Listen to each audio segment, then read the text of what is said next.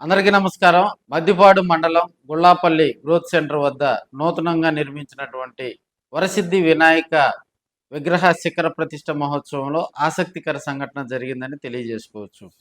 Ongole MLA Damacharla Janardhan, Santhanuthalapadu MLA BN Vijay కుమార్తో పాటు Ongole YCP సమన్వయకర్త చుండూరి రవిబాబు ఆయన ఫ్యామిలీతో, అదేవిధంగా కొంతమంది వైసీపీ లీడర్స్ ఈ కార్యక్రమానికి హాజరవటం జరిగింది.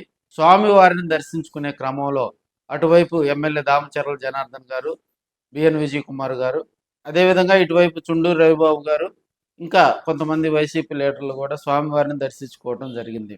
అయితే ఇక్కడ ఒక ఆసక్తికరమైనటువంటి ఆ ఫోటో మనకి దర్శనమిస్తుందని కూడా తెలియజేసుకోవచ్చు. ఒకరికొకరు ఆప్యాయంగా కూడా ఎమ్మెల్యే దామచర్ల జనార్దన్, చుండూరు రవిబాబు ఒకరికొకరు ఆప్యాయంగా పలకరించుకోవడం జరిగింది. కాసేపు రాజకీయాలు పక్కన పెడితే ఒంగోలు వైసీపీ సమన్వయకర్తగా పనిచేస్తున్నటువంటి చుండూరు రవిబాబుతో దామచర్ల జనార్దన్కు ప్రత్యేకమైనటువంటి అనుబంధం ఉందని కూడా మనం తెలియజేసుకోవచ్చు. గతంలో వీరిరువురు ఒకే పార్టీలో ఉండటం, అదేవిధంగా ఇద్దరు కమ్మ సామాజిక వర్గానికి సంబంధించినటువంటి లీడర్స్ కావటం, అక్కడక్కడ అడపదడప కొన్ని కార్యక్రమాల్లో వారిరువురు కూడా ఒకరికొకరు ఎదురు పట్టడం జరిగిందని తెలియజేసుకోవచ్చు.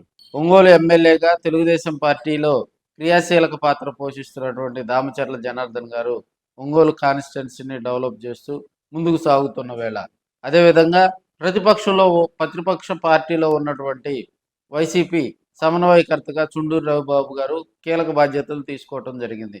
ఒంగోలు కాన్స్టిట్యున్సీలో వైసీపీని గ్రామాల్లో, అదేవిధంగా డివిజన్లో కూడా పార్టీని విస్తరించేందుకు ప్రతిరోజు వైసీపీకి సంబంధించినటువంటి కొన్ని డివిజనల్ మీటింగులో పాల్గొంటూ ఆయన కూడా ముందుకు సాగుతూ వెళుతున్నాడని కూడా మనం తెలియజేసుకోవచ్చు. ఇక్కడ ఆసక్తికర సంభాషణ ఏంటంటే, ఈ మధ్యకాలంలో స్వామివారి దర్శన టైంలో ఒకరికొకరు ఎదురు పట్టడం, ఆసక్తికర పలకరింపులు జరగడంతో అక్కడ ఉన్నటువంటి క్యాడర్ కాసేపు వీరిరువురి మీద ముచ్చటించుకున్నారని కూడా మనం తెలియజేసుకోవచ్చు. రాబోయే రోజుల్లో పార్టీలకు అతీతంగా కూడా ఒకరికొకరు స్నేహభావంతో రాజకీయాల్లో కనుక ముందుకెళ్తే, ఎందుకంటే కార్యకర్తలు ఎమోషనల్ కాకూడదు. ఏదైనా నేతలను బట్టే కార్యకర్తల యాటిట్యూడ్ అనేది ఉంటుంది. ప్రతి పనికి పార్టీలు పనికిరావు. సో కొన్ని సందర్భాల్లో కూడా ఒకరికొకరు నేతలు ఆప్యాయ పలకరింపులు కనుక ఉంటే ఈ సంస్కృతి మంచిది ఒంగోలుకి.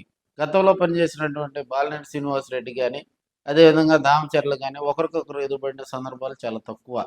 అదేవిధంగా ఇప్పుడు ట్రెండ్ మారింది కాబట్టి ఇద్దరు ఒకే సామాజిక వర్గానికి చెందినటువంటి లీడర్స్ కావటం, అదేవిధంగా కొన్ని కార్యక్రమాల్లో కూడా ఒకరి తర్వాత ఒకరు పాల్గొనే కార్యక్రమాల్లో ఎదురుపడ్డా కూడా ఆసక్తికర పలకరింపులు అయితే ఇది మంచి సంస్కృతి అని కొంతమంది రాజకీయ విశ్లేషకులు అయితే చెప్తా ఉన్నారు.